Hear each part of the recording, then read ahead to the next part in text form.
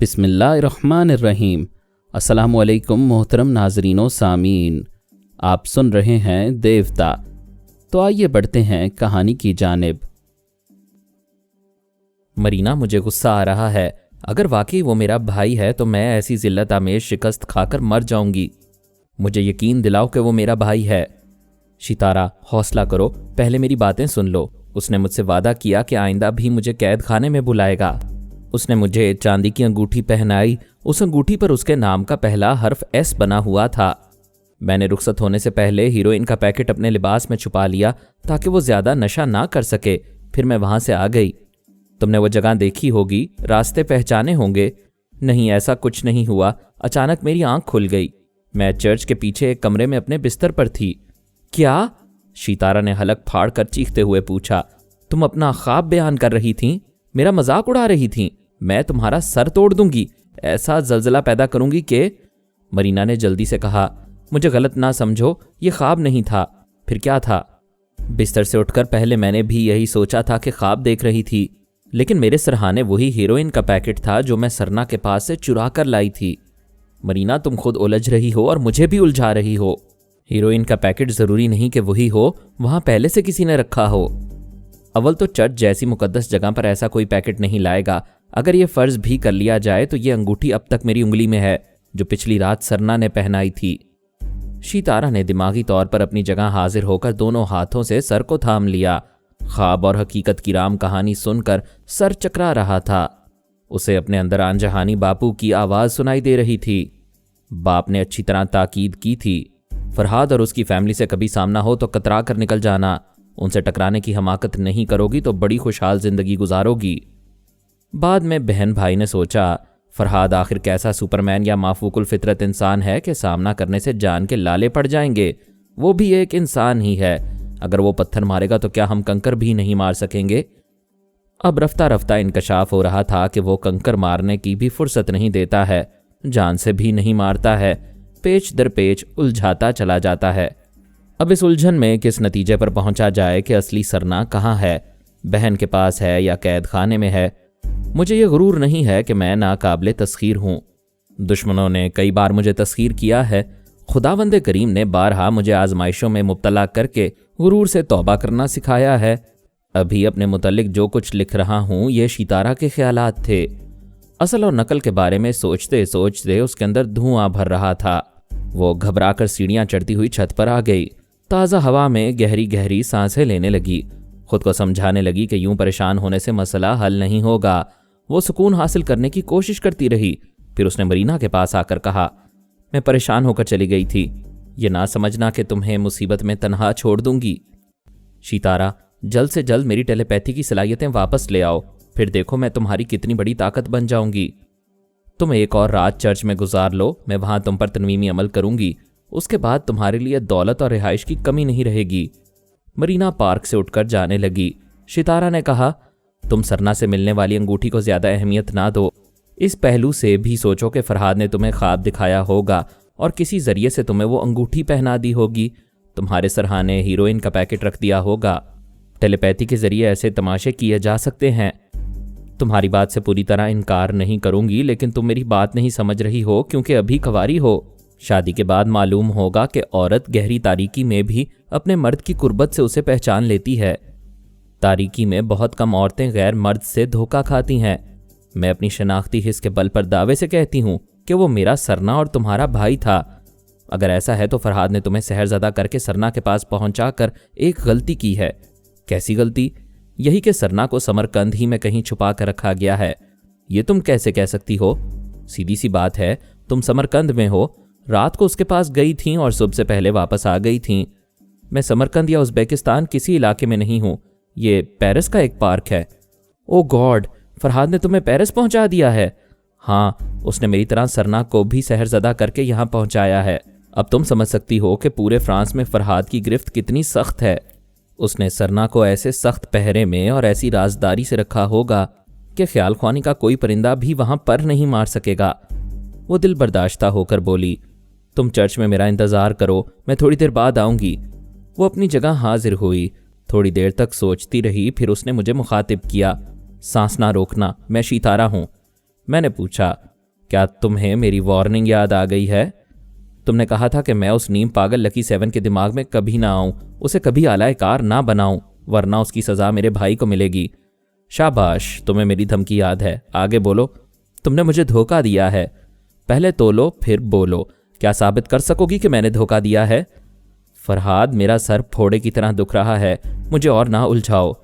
تم اپنی حماقتوں سے الجھ رہی ہو۔ اگر میری دھمکی کی اہمیت کو سمجھتی اور شرافت سے یہ سوچتی کہ فرحاد نے دشمنی ختم کر کے بھائی کو واپس کیا ہے، لہٰذا وارننگ کے مطابق تمہیں بھی فرحاد کی بیٹی کے دماغ میں نہیں جانا چاہیے۔ مجھ سے غلطی ہو گئی تھی۔ غلطی نہیں ہوئی تھی، تم نے پوری طرح بھائی کی حفاظت سے مطمئن ہو کر سوچا اب لکی 7 کو اعلی کار بناؤں گی تو فرحاد تمہارا کچھ نہیں بگاڑ سکے گا۔ میں نے ایسا نہیں سوچا تھا۔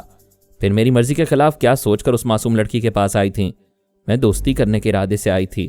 تم نے دوستی کی نیت سے 2 گولیاں چلائیں، وہ فرحاد کے سینے میں پیوست ہو گئیں، وہ اسی جگہ مر گیا۔ اب کس سے دوستی کرو گی؟ مجھے شرمندہ نہ کرو، ایک بار سچائی سے بتا دو، میرا بھائی میرے پاس ہے یا تمہارے پاس؟ یہ ایک معمہ ہے جسے فرحاد ہی حل کر سکتا ہے۔ افسوس، وہ تمہارے ہاتھوں مر چکا ہے۔ نہیں، ایسا نہ کہو، میرے سگے بھائی کی نشاندہی کرو۔ کیسے کروں؟ ہو سکتا ہے کہ جو تمہارے پاس ہے وہی سگا ہو۔ اگر قید خانے والے سرنا سے تبادلہ کرنا چاہو گی تو ہو سکتا ہے سگے کو واپس کر کے ڈمی لے جاؤ۔ اگر تبادلہ نہیں کر سکو گی تو ہو سکتا ہے قید خانے والا سگا ہو۔ اسی طرح نادانستگی میں سگے کو چھوڑ دو، ہو سکتا ہے۔ وہ چیخ کر بولی، یو شٹ اپ! یہ کیا تم نے کہا ہے؟ ہو سکتا ہے، ہو سکتا ہے، کیا رٹ لگائی ہے؟ میرا بھائی کہاں ہے؟ تمہارے ہی پاس ہے۔ پھر مرینا پچھلی رات کس سے مل کر آئی تھی؟ یہ تو وہی بتا سکتی ہے۔ وہ کہتی ہے اصل سرنا میرا سگا بھائی تمہاری قید میں ہے۔ تو پھر ٹھنڈے دماغ سے اور بھرپور ذہانت سے سوچو، سگا کون ہے؟ اگر قید خانے والے کو سگا کہو گی تو تمہارے پاس موجود جو ہے اسے واپس لے کر قیدی سرنا کو تمہارے حوالے کر دوں گا۔ مجھے دونوں کی ضرورت ہے، پلیز قیدی سرنا کو میرے حوالے کر دو۔ تمہیں کوئی ایک سرنا ملے گا، یہ یا وہ۔ تم دوسرے کو اپنے پاس رکھ کر کیا کرو گے؟ جب تم یقین سے کہہ دو گی کہ تم نے سگے بھائی کو پا لیا ہے تو میں دوسرے سرنا کے سینے پر وہیں گولیاں ماروں گا جہاں تم نے فرحاد کو مارا تھا۔ بیچارہ فرحاد! ایسا نہ کہو، میں خوب سمجھتی ہوں جسے تم گولی مارو گے وہی میرا سگا بھائی ہوگا۔ تو پھر ٹھیک ہے، تمہارے پاس جو ہے اسے واپس کر دو۔ میں دونوں سرناؤں کو ایک جگہ کھڑا کروں گا، ان میں سے جسے گولی ماروں گا اس کی لاش اٹھا کر لے جانا۔ Now get lost. میں نے سانس روک لی۔ اس نے 2-3 بار آنے کی کوشش کی مگر میں نے آنے نہیں دیا۔ اب اس میں اتنی جرت نہیں تھی کہ وہ لکی 7 کے دماغ میں آ کر مجھے مخاطب کرتی۔ وہ میرے پاس سامنے والی سیٹ پر بیٹھی ہوئی تھی اور ہم باربرا سے ملنے سمرقند جا رہے تھے۔ شیتارا حاضر دماغ ہو کر دیکھنے لگی۔ تھوڑی دیر پہلے پریشان ہو کر چھت پر آئی تھی تاکہ تازہ ہوا میں سانسیں لے کر سکون حاصل کرے، لیکن سکون رخصت ہو چکا تھا۔ بھائی سرنا گلے میں اٹکا ہوا تھا۔ وہ سگا ہے یا نہیں، وہ سگا ہے یا نہیں، کیسے معلوم کیا جائے کہ وہ میرا ماں جایا ہے یا ڈمی ہے؟ وہی آواز اور لہجہ ہے اور وہی پیدائشی نشان ہے، اور معمہ یہ ہے کہ قید خانے والے سرنا کا بھی وہی لہجہ ہے اور وہی پیدائشی نشان ہے۔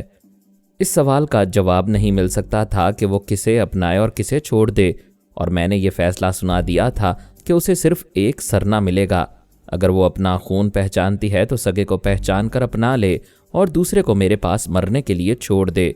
سگے کو کیسے پہچانے؟ وہ چھت پر پاؤں پٹکتی ہوئی ادھر سے ادھر ٹہلنے لگی۔ ٹیلیپیتھی، ہپنوٹزم، آتما شکتی یا کالا جادو، کوئی سا بھی علم سگے بھائی کی نشاندہی نہیں کر سکتا تھا۔ کیا بھگوان سے پرارتھنا کرنے سے مراد پوری ہو جائے گی؟ اتنی بڑی دنیا میں کوئی ایسا دانشمند ہے جو یہ پہیلی بوجھ لے اور 2 میں سے ایک کو چھانٹ کر ثابت کر دے کہ وہی سگا ہے؟ اس کا سر درد کی شدت سے پھٹنے لگا۔ وہ سمجھ رہی تھی کہ اور تھوڑی دیر اس مسئلے پر سوچتی رہے گی تو پاگل ہو کر چیخنے لگے گی۔ وہ چھت پر پلتھی مار کر بیٹھ گئی، لمبی لمبی سانسیں لے کر آہستہ آہستہ سانس چھوڑنے لگی، پھر یوگا کی مشق شروع کی اور سانس روک کر ساکت ہو گئی۔ ایسے وقت اس کے اندر سے تمام سوچیں، تمام پریشانیاں نکل گئیں۔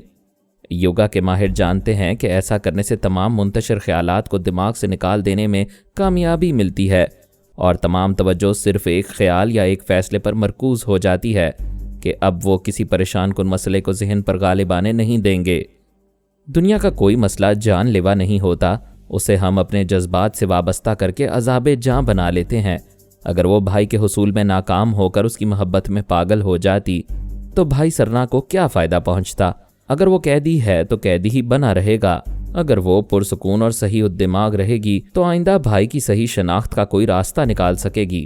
وہ تقریباً 2 گھنٹے تک یوگا کی مشقوں سے گزرتی رہی اور کامیابی سے ذہنی سکون حاصل کرتی رہی۔ پھر چھت سے اتر کر اپنے کمرے میں آ گئی۔ ٹھنڈے دماغ سے فیصلہ کیا کہ پہلے مرینا کی صلاحیتیں بحال کر کے اپنی طاقت میں اضافہ کرنا چاہیے۔ بھائی کے ہونے یا نہ ہونے سے وہ بالکل تنہا رہ گئی تھی۔ اس نے مرینا کے پاس آ کر اس پر تنویمی عمل کیا۔ میرے تنویمی عمل کے اثر کو زائل کیا۔ اس کے دماغ میں ٹیلی پیتھی اور یوگا کی صلاحیتیں بحال کیں، لیکن اسے اپنی معمولہ اور تابع دار بنایا تاکہ وہ کبھی اس کا ساتھ نہ چھوڑ سکے۔ پھر اسے تنویمی نیند سونے کے لیے چھوڑ دیا گیا۔ جزیرے کی راتیں بہت گہری اور تاریک ہوا کرتی تھیں کیونکہ وہاں بجلی نہیں تھی۔ راتوں کو لالٹین اور چراغ جلائے جاتے تھے اور سوتے وقت بجھا دیے جاتے تھے کیونکہ کیروسین بہت کم مقدار میں باہر سے آتا تھا۔ آدھی رات سے پہلے ہی تمام مکانوں میں اندھیرا چھا جاتا تھا۔ صرف ان مکانوں میں روشنی ہوتی تھی جہاں جولاہے کھڈیوں میں کپڑے تیار کرتے تھے یا پھر زنخوں کے کلب میں رات گئے تک ناچ گانے اور طرح طرح کے ہنگامے ہوتے رہتے تھے۔ پاشا نے علی سے پوچھا، کلب چلو گے؟ ذرا وہاں کی رونقیں دیکھیں گے۔ مجھے ان فضول تفریحات سے دلچسپی نہیں ہے۔ بھائی میری خاطر چلو، آخر تم مجھے ساتھ لے جانا کیوں چاہتے ہو؟ یہ تمہارا قول ہے کہ 1 سے 2 بھلے، یہی کہہ کر تم مجھے جبرن یہاں لائے ہو۔ اس کالونی میں چھٹے ہوئے بدماش اور سفاک قاتل رہتے ہیں، تمہیں میرے ساتھ رہنا چاہیے۔ میں تھکا ہوا ہوں، آرام سے سونا چاہتا ہوں۔ صاف کیوں نہیں کہتے شیبا پر نیت خراب ہو رہی ہے، اس کا بوڑھا باپ ابھی سو جائے گا۔ میں باہر چلا جاؤں گا تو پھر یہاں کوئی روکنے ٹوکنے والا نہیں رہے گا۔ علی کو اس الزام پر غصہ آنا چاہیے تھا۔ اس نے مسکرا کر کہا، اسی لیے کہتا ہوں اپنی ہونے والی دلہن کو چھوڑ کر نہ جاؤ۔ میری سمجھ میں نہیں آتا وہ تمہیں دیکھ دیکھ مسکراتی کیوں ہے؟ کیا مائیں بہنیں اپنے بیٹوں اور بھائیوں کو دیکھ کر مسکراتی نہیں ہیں؟ عورت کی مسکراہٹ کو سمجھنے کے لیے نیت کی صفائی لازمی ہے۔ بس رہنے دو، پارسا نہ بنو، میں اسے تمہارے بھروسے پر چھوڑ کر نہیں جاؤں گا۔ میں نے کب کہا ہے میرے بھروسے پر چھوڑ کر جاؤ؟ تم خود ہی روتے ہو، خود ہی گاتے ہو۔ وہ اپنے بستر پر آ کر لیٹ گیا۔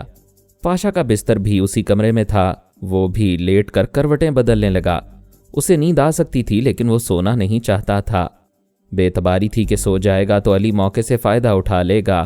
وہ نیند بھگانے کے لیے مستقبل کے منصوبے بنانے لگا کہ کل مقابلہ جیتنے کے بعد شیبا کو حاصل کر لے گا تو اسے جس مکان میں رکھے گا وہاں علی کا داخلہ ممنوع قرار دے گا، بلکہ کالونی کا آقا بننے کے بعد علی کو اس کالونی سے ہی نکال دے گا۔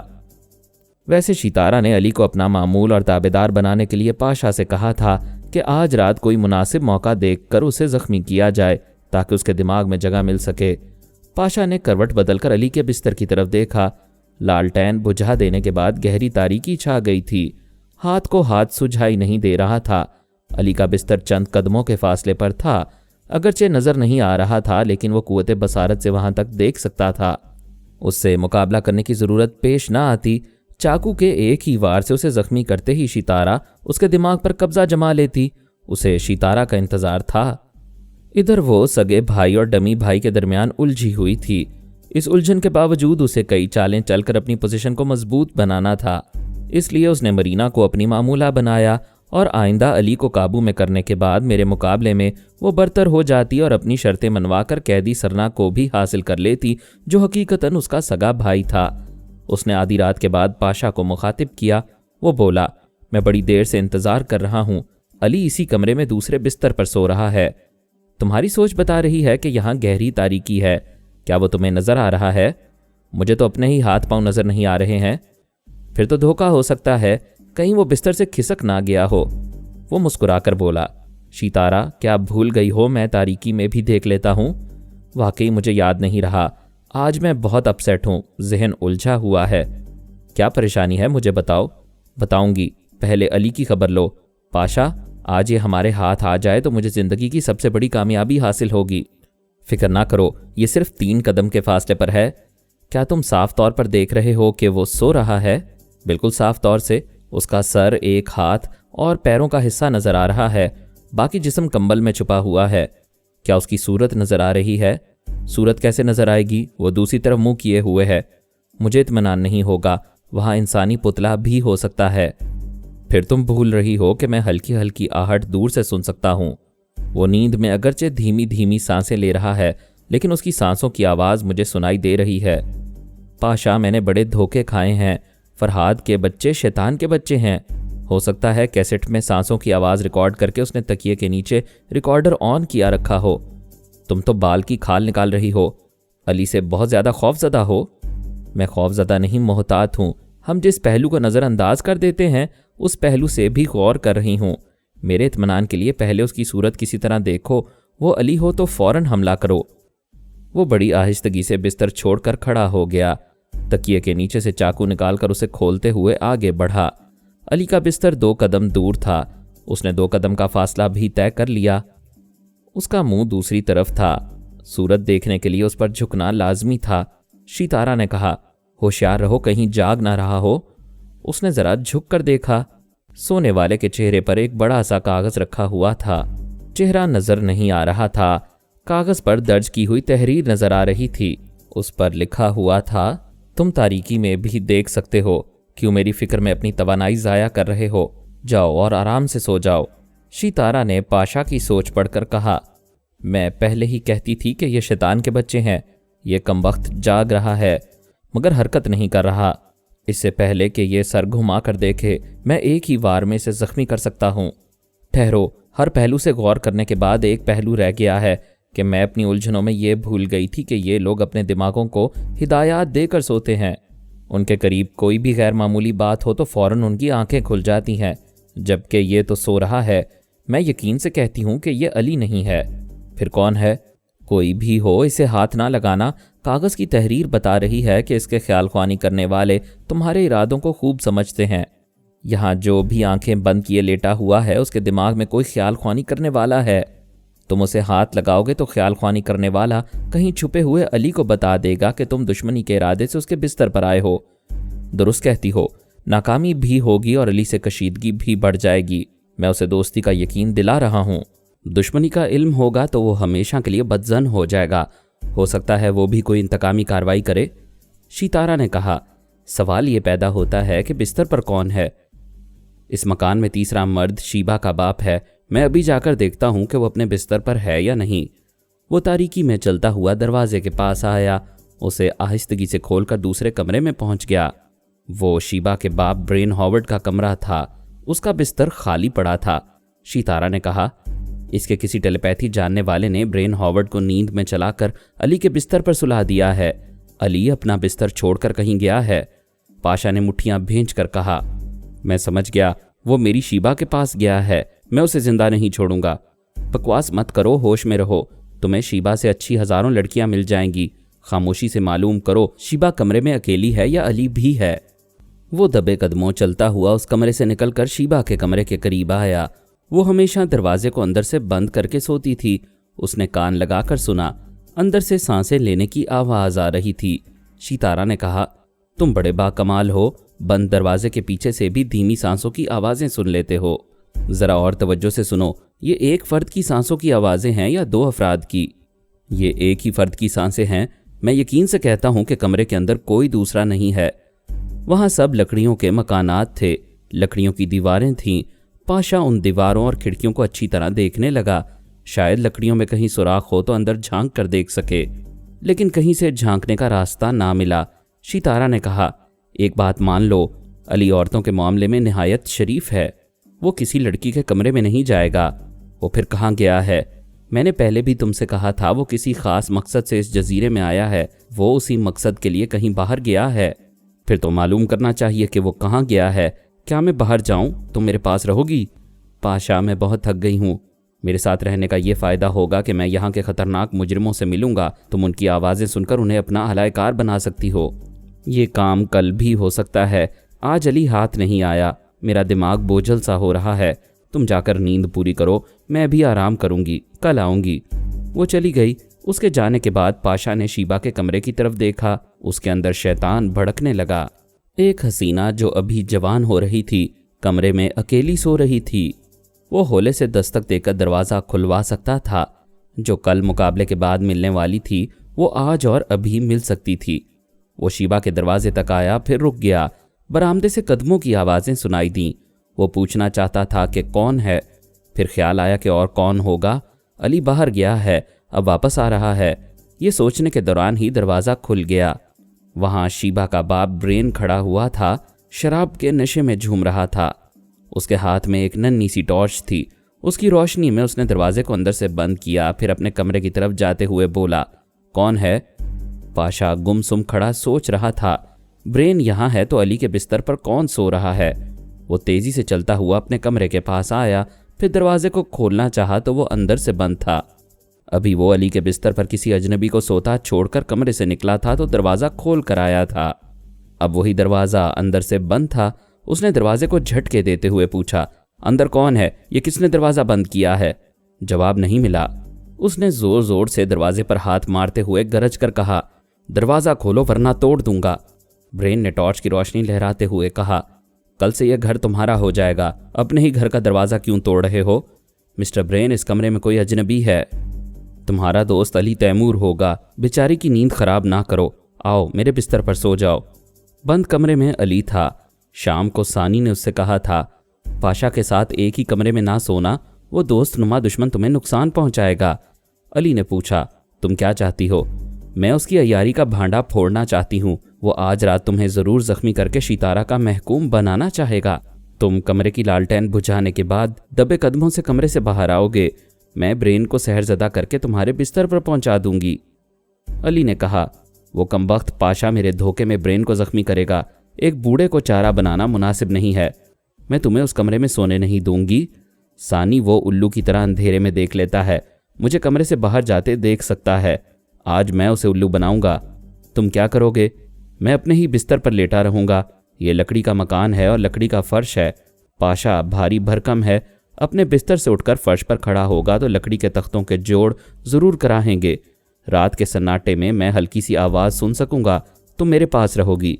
ऐसे वक्त समझ लेना चाहिए कि शितारा पाशा के पास आई है, और अगर ना आई हो तो मैं एंटी डार्क लेंस पहनकर तारीकी में पाशा को देख सकूंगा, फिर उसे निमट लूंगा। चलो फ़र्ज करती हूँ कि ऐसे वक्त शितारा उसके पास आई होगी, आगे बोलो फिर क्या होगा? तुम आसानी से पाशा के दिमाग में रह सकोगी, उनकी मिली भगत और मंसूबों को समझ सकोगी। वो मुझ पर हमला करने आएगा तो मुझे बताती रहोगी कि वो कहाँ है, मुझसे कितने फासले पर है और अब क्या करने वाला है। ओ अली, ऐसा ख़तरा मोल लेने की क्या ज़रूरत है? मैंने तुम्हें कभी ख़तरात से खेलने से नहीं रोका।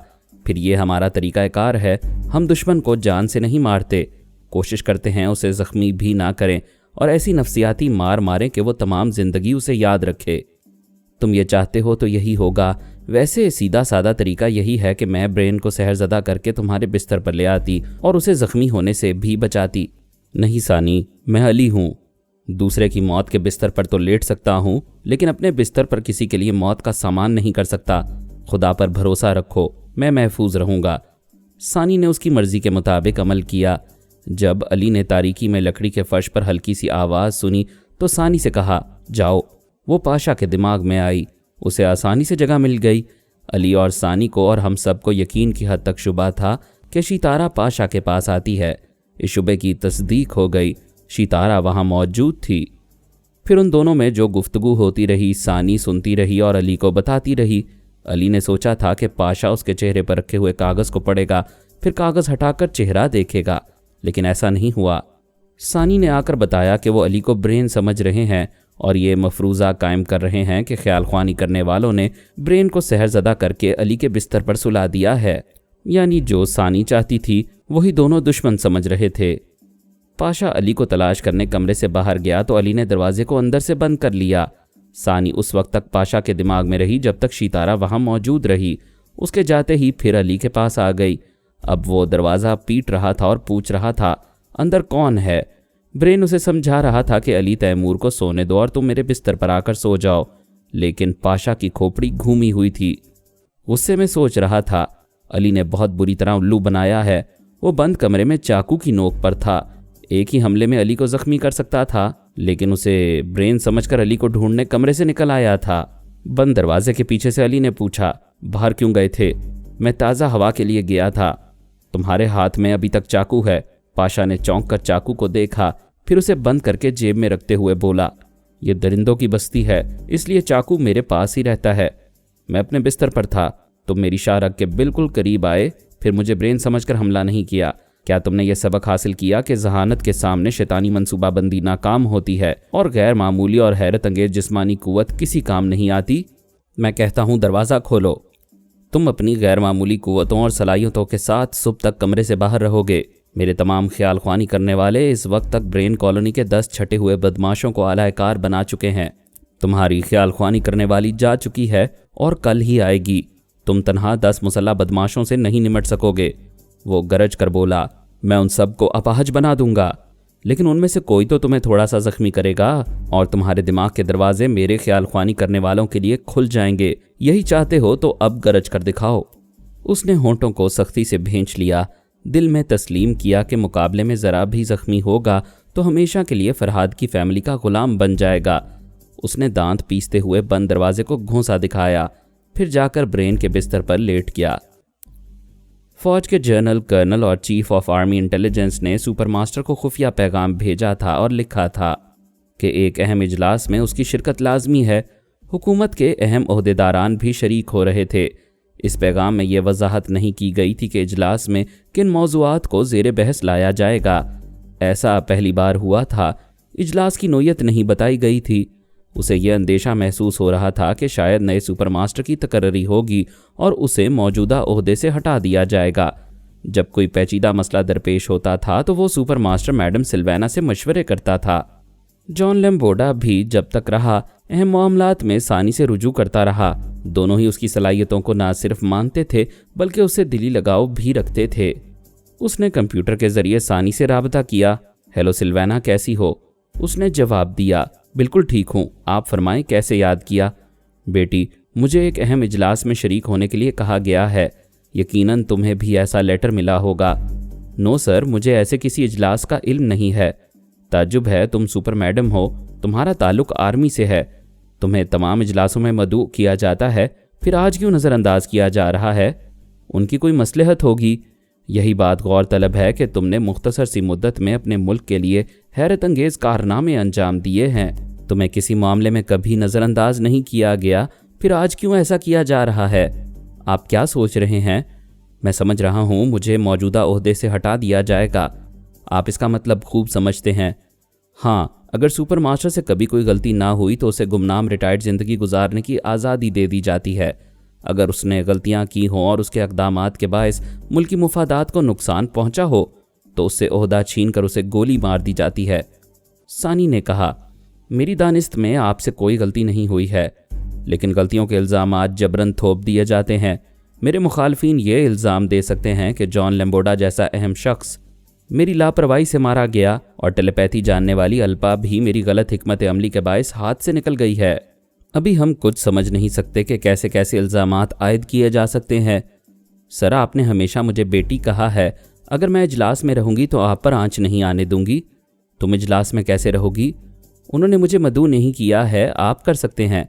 समझ गया, तुम चाहती हो कि मेरे दिमाग में मौजूद रहो। जी हाँ, यही एक रास्ता है। वो कुछ देर सोचने के बाद बोला, अगरचे मुझे ऐसा नहीं करना चाहिए, अपने आला हुकाम और आला फौजी अफसरान को धोखा नहीं देना चाहिए, लेकिन सोचता हूँ कि सियासत में सच्चाई की कदर नहीं की जाती। मुझसे मुखालफत और अदावत रखने वाले हुकाम मेरी खिदमात को नहीं सराहेंगे। दूसरा सुपर मास्टर लाने के लिए मुझे इस ओहदे से गिराने की हर मुमकिन कोशिश करेंगे। फिर मैं क्यों ना अपने बचाव का रास्ता निकालूं? मैं इस बुरे वक्त में अपनी बेटी पर ही भरोसा कर सकता हूं। आप मुझ पर इतना एतमाद करते हैं, मैं आप पर कोई आफत नहीं आने दूंगी, आपके पास मौजूद रहूंगी। बेटी, मैं सोच रहा हूं इन हालात में ये फौजी अफसरान तुम्हारे खिलाफ भी कोई खिचड़ी ना पका रहे हों। आप मेरी तरफ से मुतमईन रहें। जब से मरीना ने मेरे खिलाफ कार्रवाई की है और आला अफसरान ने उसकी बातों में आकर मुझे चेक किया है, तब से मैं मोहतात हो गई हूँ। अपनी रिहाइश गाहें बदलती रहती हूँ। मेरे मौजूदा हुलिये में मुझे कोई पहचान नहीं सकेगा। मेरी कोशिश यही है कि बुरे वक्त में कोई मेरे नक्शे कदम को भी ना पा सके। मुझे तुम्हारी जहानत पर नाज है। मैं 1 घंटे बाद इजलास में शरीक होने हेडक्वार्टर पहुँचूँगा। मैं उसी वक्त आपके पास आऊँगी। मेरे कोड वर्ड्स होंगे, you are my uncle, you are my boss. उसने राबता ख़त्म किया। ये तो हम पहले से जानते थे कि सानी के मामले में कभी कोई गड़बड़ हो सकती है, और सानी उस वक्त से बहुत ज़्यादा मोहतात हो गई थी जब से मरीना ने इसराइल में अली के ख़िलाफ़ साजिश की थी, फिर उसके ख़िलाफ़ यहाँ चेकिंग करवाई थी। तब से सानी ने अपने कद और जिसामत वाली एक लड़की को अपनी मामूल और ताबेदार बनाया था, फिर उसे आर्जी मेकअप के ज़रिए सुपर मैडम सिल्वेना बना दिया था और हमेशा उसके दिमाग में रहकर आला हुकाम और अफसरान से गुफ्तगू किया करती थी। आर्मी इंटेलिजेंस के अफसरान बाज़ औक़ात उससे मुलाकात करने उसकी रिहाइश गाह में आते थे। उन्हें कभी यह शुबा नहीं हुआ कि वो सुपर मैडम की डमी से मुलाकात करके जा रहे हैं। डॉक्टर मोहम्मद उनीब सलीमी के साथ मज़ीद अक़सात सुनने के लिए हमारे चैनल का सब्सक्राइबर बनें और साथ ही बेल आइकन को क्लिक करें ताकि आपको हर आने वाली नई वीडियो के मुतालिक नोटिफिकेशंस मिलती रहें। हमारी वीडियोस को लाइक और शेयर करें और हमें अपनी दुआओं में याद रखिएगा। ISI और पाक आर्मी जिंदाबाद, पाकिस्तान पाइंदाबाद। हम फिर मिलेंगे इंशाअल्लाह एक नई किस्त के साथ। तब तक के लिए अल्लाह हाफिज़।